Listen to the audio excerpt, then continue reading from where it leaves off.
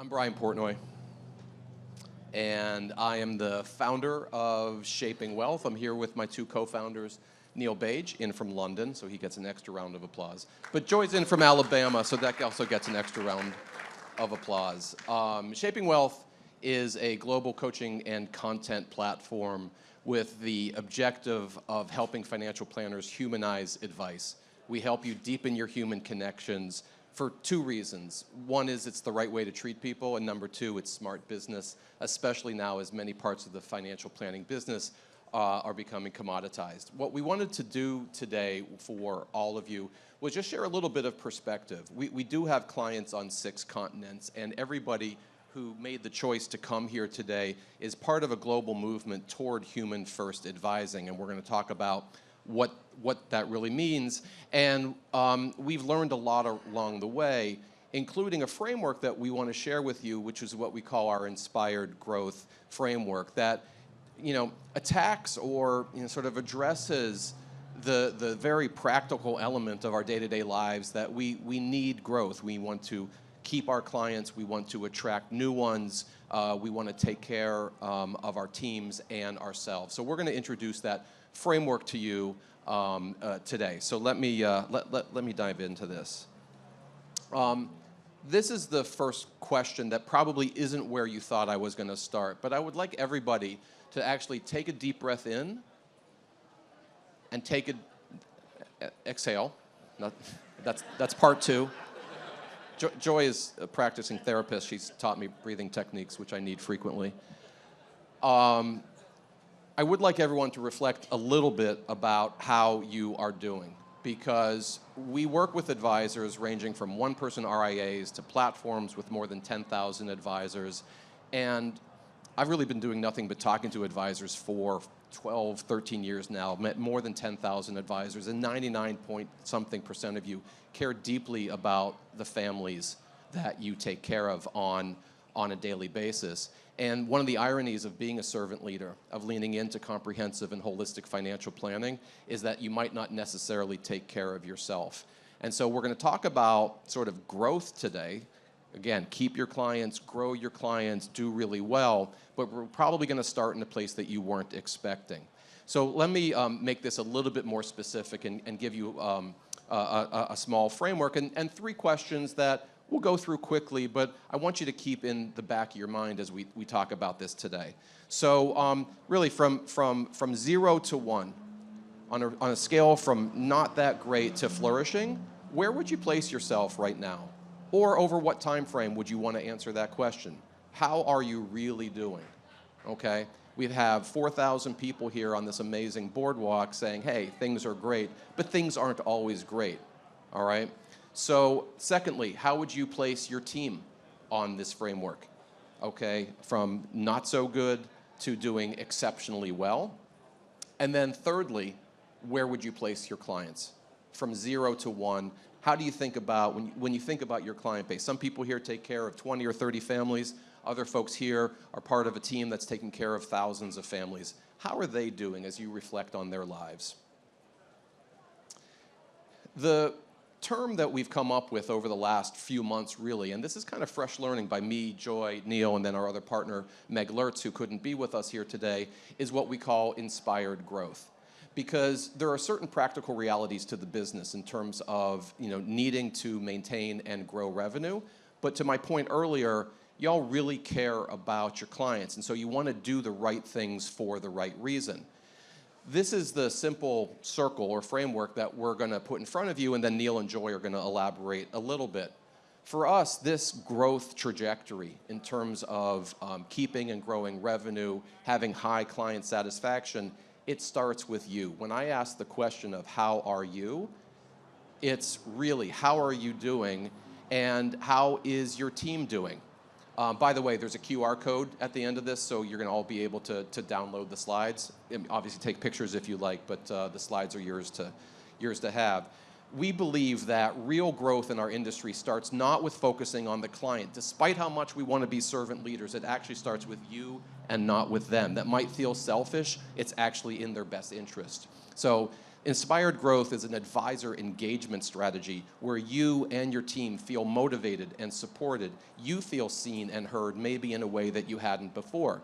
It's only on the back of that, advisor engagement, that we focus on the clients. Because I'm sure everybody here who is a serious financial planner, when you show up whole, as Joy has said many times, and it's really impacted me professionally and personally, you can't pour from an empty cup. When you show up with a full cup and you're really able to bring energy to that client meeting, they feel seen and heard in a way that makes them say, this isn't what I expected from financial advice. This is special. This is probably something that I wanted but didn't know that I need. So great advisor engagement drives deep, meaningful client engagement. And then what happens next? Good client outcomes. Because you've probably had a more fulsome conversation about what you're really trying to achieve in life, okay? It's not humans doing, it's not humans having, it's humans being. So we're not just talking about possessions or experiences, we're talking about who your clients really want to be now and into the future. And if you can have a better conversation about that, you're going to be able to drive better client outcomes in terms of them achieving their goals. And then, ultimately, great advisor outcomes. Dare I say the letters KPIs, OKRs, all that B-school nonsense, but the things that we actually have to care about as we're trying to grow our practices. So revenue, wallet share, referrals, multi-generational loyalty, and the like. So this is the Inspired Growth Framework.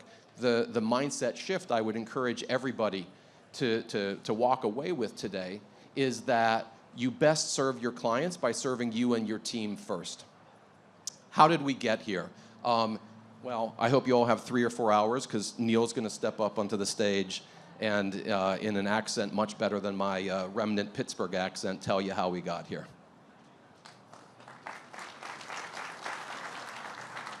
Thank you, Brian.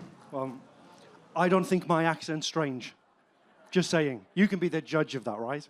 So how did we get here? And I promise, Brian's already kind of teed this up. I promise I'm not going to bore you to death, but I am going to take you on a really quick whistle-stop tour of evolutionary psychology. Because I think it's an important point. It's an important point to understand where we started from and how we got to where we've got to, because then the inspired growth flywheel makes ultimate sense. And so I kind of want to do that through the journey of looking at how, as a world, as a society, we've evolved.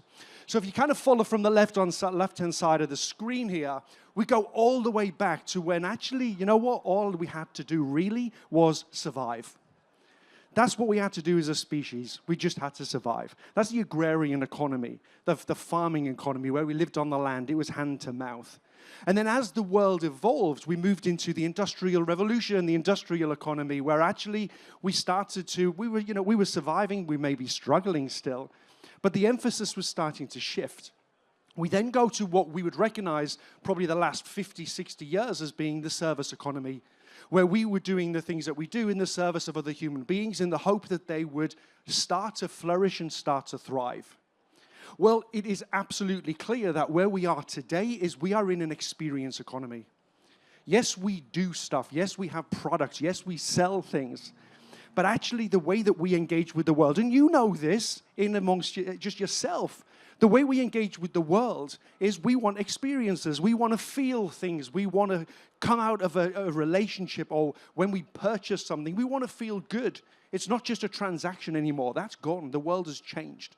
And this is how the world has moved on. So we've gone from a position of where we absolutely focused on nothing but survive, I would argue, to a place now where we are only willing to really focus on thriving. That's the evolutionary two-step we all have, survive and thrive.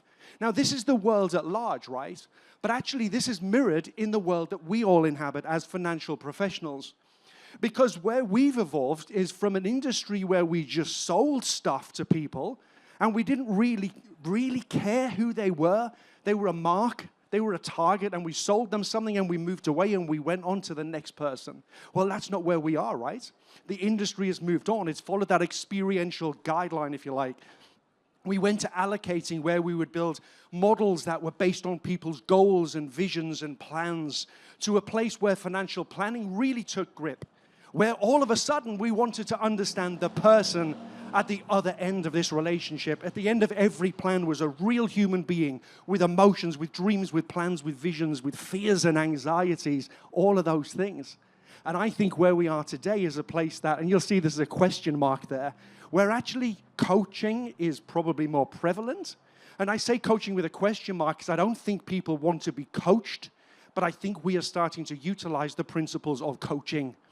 I think we are really starting to lean in and ask better questions and listen better and really start to take notice of the person sitting opposite us. So the world has moved on, but so has our profession. And I think it's an important thing to recognize that as we've progressed, we have moved from a place where people were customers to having to deal with the human. This is what human first means. All of your clients are clients by label. We call them clients to put them into a category so we know who they are. But actually, here's a bit of a mindset shift for you.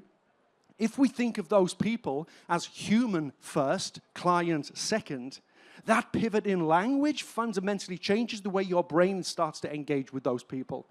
And so as this industry has progressed, so has our need to engage with the human at the heart of that relationship. And so as financial professionals, we believe there's these three key trends that you need to kind of get to grips with as part of the inspired growth story that we're here to talk about. The first is understanding what it means to be human. I've kind of touched on that to a degree. The second is what happens when you work with humans, but we add in a really emotional aspect of that, which is money. So it's like a triple layered cake, right? I've got humans, now I've got humans with money. And then there's a third layer, which adds even more complexity, which is how do we guide those humans with money? The brain processes advice and guidance in a very particular way. It does the same with money. So these three big questions are questions that all the stuff we do at Shaping Wealth aims to answer. We answer these questions, and we utilize the Inspired Growth Flywheel to help us drive the answers to these questions towards better outcomes. But let me finish off my section by talking about this, because it's fine understanding what it means to be human. It's fine kind of getting to grips with what does it mean to be a human with money and advising other people with money or guiding other people with money. But at Shaping Wealth, we kind of went another step, and we thought, well, actually, there needs to be a better framework that we can utilize in order to really get under the skin, really engage with humans to get to know who they are. And so let me quickly give you a whistle-stop tour of this six-step model of what it means to be human and how we navigate humanity. It starts on the left-hand side with cognition. Cognition is the brain is turned on. It's like fired up. It is ready to take on the world. The next step is perception. Perception is that brain is taking in data from all of our senses, sight, sound, touch, smell, taste. It's taking in messages from our internal body, and it is making sense of the world. Example, you are hearing me talk. All you are doing from a brain perspective is taking in sound waves and making sense of the sound waves. That's what perception is. But we use the data to create our reality. From that data, we create an emotional framework, which is the third step in the model. And that emotional framework becomes the framework that we use to make decisions. Notice where decision is on this model. It's fourth. It's not first. You can't help people make better decisions unless you understand the data going into the engine in the first place. So that's why it's fourth in the list. When I can make good decisions, when I can routinize the processes, then I can start forming and breaking habits. And only then can I ever think about the ultimate question: what does it mean to be happy? How can I thrive and flourish? And that's what we mean by that last step of well-being. So this six-step model, cognition, perception, emotion, decision, habit, well-being, is what every single one of you in this room goes through every second of every single day. This is what it means to be human. And if we start to think of our clients utilizing this model and recognizing that the journey we are on is one where they want to thrive and flourish, then we can lean into our conversations in a different way. And the ultimate benefit of that, yes, it's for the clients, but it's also for us as advisors and the businesses that we run. But echoing something Brian said, this only works if we all recognize that human first advice first starts with you as a human. It all starts with you. And that's what the Inspired Growth Flywheel is all about. So I'm going to bring us back to this question. How are you? Brian started with this. And this is the section that we are going to wrap up with. But to do that, I'm going to hand you over to one of the world's best behavioral psychologists, one of the best clinical psychologists you will ever meet in your life. And I hope you give her a round of applause that is deserving of such a title. Dr. Joy Leary. Thank you, Neil. So we are going to wrap up where we began with this really important question that I think is often not front and center. And this issue of advisor well-being within the industry, I think, has been overlooked and downplayed to the detriment of the client, to businesses, but also to you. So as we think about advisor engagement, what does that mean? I want us today to look through the lens of emotional intelligence. And when we do that, there are two aspects of this. It is knowing thyself and caring for thyself. So let's start with the knowing. You know, one of the things that is incredibly powerful that we've had the opportunity to do with so many advisors is to guide them through a really powerful exercise of writing their own money story. You know, as an advisor, it's your job to come alongside of your clients as they are writing their own stories. And you are, and sometimes co-authoring that. You're helping them to take ownership. But a lot of advisors haven't stepped back and done the self-reflection on their own complicated relationship with money. Because money is this emotional lightning rod that is complex for all of us. And when an advisor can step back and go through the exercise that builds self-awareness of, okay, it's really challenging to be a human navigating money life. That self-awareness is then the prerequisite and springboard to empathy and being able to engage more in a much more attuned, powerful way with your clients. So as you think about your work as an advisor, don't expect to take your clients someplace that you haven't been willing to go yourself. Just like as a psychologist, the best clinicians have been through therapy themselves. So think about what you are asking of your clients. You are better able to guide them on that journey when you understand what it's like to be in that vulnerable place. Now, let's wrap up with the discussion about advisor well-being, so caring for yourself. I would love to hear what are you guys are great at giving advice, and everyone out here, you are intelligent human beings. You know the right things to do, but I'd love to hear, what are some things that you preach but really struggle to practice yourself?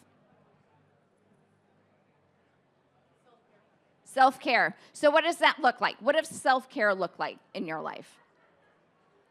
If you were telling a friend, this is what you should be doing, what would you tell a friend? What would you want a client to be doing to take care of their well-being?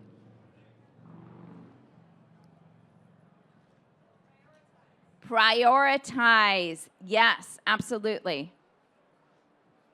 What about basic things? Eating, sleeping, moving. Things that very much impact how we are able to manage stress, regulate our emotions. So often, when you are in a position of caring for others, you put yourself low on the list. But when we flip this narrative and think about moving yourself up, prioritizing yourself, what that allows you to do is to perform at your peak. So you are positioned to be much more effective. So as you think about that, visualizing that continuum, think about where you are. and think about where you want to be and where that delta is.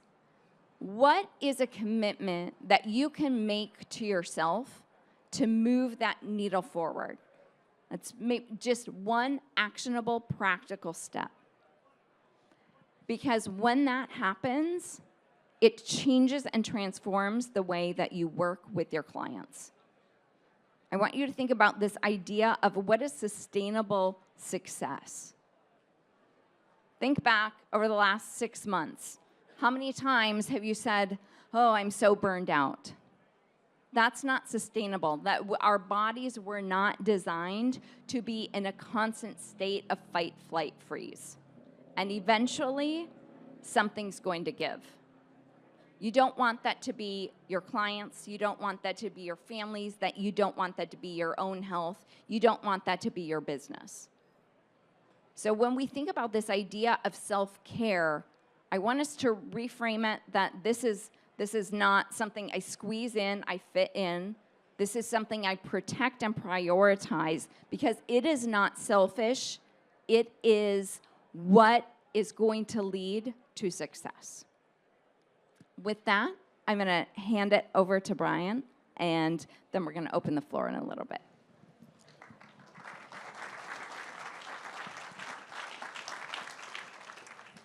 So I want to wrap with something that might sound strange coming out of my mouth, which is that behavioral finance is a complete dead end. Many of you work with us, you think about behavioral finance, cool topic, psychology of money, fun, interesting, colorful. The fact is we have spent more than a generation in the financial planning business asking, how can I use behavioral finance in my business alongside my portfolio rebalancing software and upgrading my CRM and making sure that my marketing automation software, hey, I want to include BFI in that entire mix. The fact is that the way we have framed the use of behavioral finance up until now has almost compelled us to pathologize normal human behavior because we refer not only to ourselves but our clients as biased. And how do you use the word bias without thinking of something negative? All right, confirmation bias, availability, anchoring. We've literally written books on this topic, but that's not really important. What's important is the fact that we need to transcend to a much broader focus on what it truly means to flourish. Beyond, or even before we get to the topic of money, we want to ask the right questions of our clients, of our teammates, and of ourselves of what is a meaningful life? What does it mean to flourish? And then only second, where does money fit into that mix? It's a concept of funded contentment that that is the mission statement of Shaping Wealth, funded contentment for everyone. So, when you walk away, hopefully a little bit, hopefully we challenged your mindset a little bit here.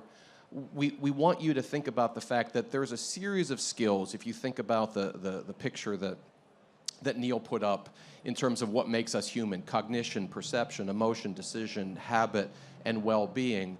Our clients and ourselves, we are trying to navigate a world that has so much information and so much choice. It's not at all clear that the brain was wired to process as much as it is, which is why we have things that social psychologists call decision fatigue and choice overload. We are just completely overwhelmed. But I'll wrap by one of my favorite quotes with E.O. Wilson, famous scientist, who said that we're drowning in information and starved for wisdom. Each of you brings to bear wisdom in your practice as a financial planner and in your life more generally. When we talk about applying behavioral finance, this dead end of a topic that we've struggled with as an industry, we want to blow the doors off of that and say, well, there's a whole variety of perspectives on human behavior and our deep-seated need to flourish that we can bring to our practice. The Inspired Growth Flywheel is for you. This is us listening to thousands of clients across 6 continents over the last 3 years, and we realized, because we entered with an older mindset, we've realized that it starts with you, and I hope everybody here can be vulnerable enough to find the courage to start with yourself. So thank you very much.